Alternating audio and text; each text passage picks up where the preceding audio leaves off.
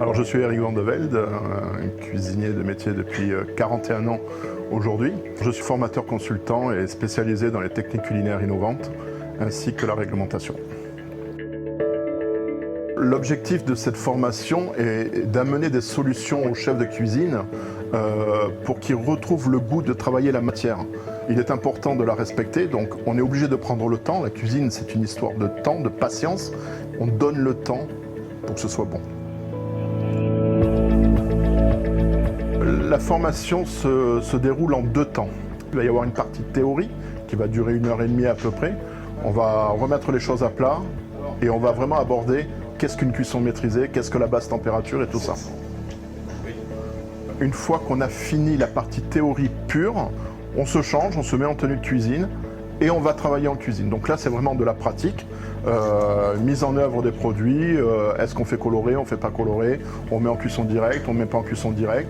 On va mettre en œuvre tout ce qui a été dit pendant la théorie et on est obligé de travailler aussi sur une chose, c'est la réglementation. Il ne faut pas oublier que la restauration collective a une réglementation HACCP et on ne peut pas en déroger. Donc il faut vraiment être dans le cadre et il faut qu'à la fin de cette journée de travail, ils aient tous les éléments pour pouvoir mettre en œuvre cette formation. Et surtout, il va y avoir une dégustation parce qu'on est obligé de déguster pour voir si c'est vrai ce que j'ai dit. Le grand défi, en fait, c'est de redonner goût à l'ensemble de l'équipe en restauration collective de cuisiner. On parle de circuit court, on parle de local, on parle de tout ça, c'est super. Et on redonne le goût de travailler la matière, de cuisiner et de rendre bon. Donc on va travailler sur 3 points, sur la matière, sur le coût, sur la rentabilité et sur l'organisation de travail en cuisine collective. À cœur, c'est ce qu'on appelle la pointe cuisson. Il ne faut pas oublier, on est dans une période où il ne faut pas faire de gaspillage. Donc tout ce qui est bon est mangé. Afin que ce ne soit pas oublié ou alors que ça fasse un bon rappel, je laisse un livret à la fin de la formation. Notamment, on explique les différents types de cuisson qu'il peut y avoir.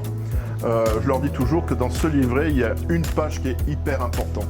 C'est la dernière. Cette dernière, c'est le guide des températures pour le cuisson que je vous présente. Et il y a les appoints de cuisson qui correspondent à chaque mode opératoire. Et eux, en fonction de ce qu'ils veulent faire, du temps qu'ils ont et du personnel qu'ils ont et du matériel qu'ils ont, ils vont adapter leur cuisson et ils vont avoir le résultat. Une fois qu'on est en cuisine, qu'on prend le premier morceau de viande et qu'on dit voilà, il va y avoir tel résultat, ça va être comme ça, et qu'à la découpe, c'est ce résultat et qu'on voit le smiley qui arrive, c'est super, on se dit on a réussi notre travail, on a passé le message et on sait que c'est ancré, c'est gravé, c'est bon, c'est fait. Et on peut passer à autre chose.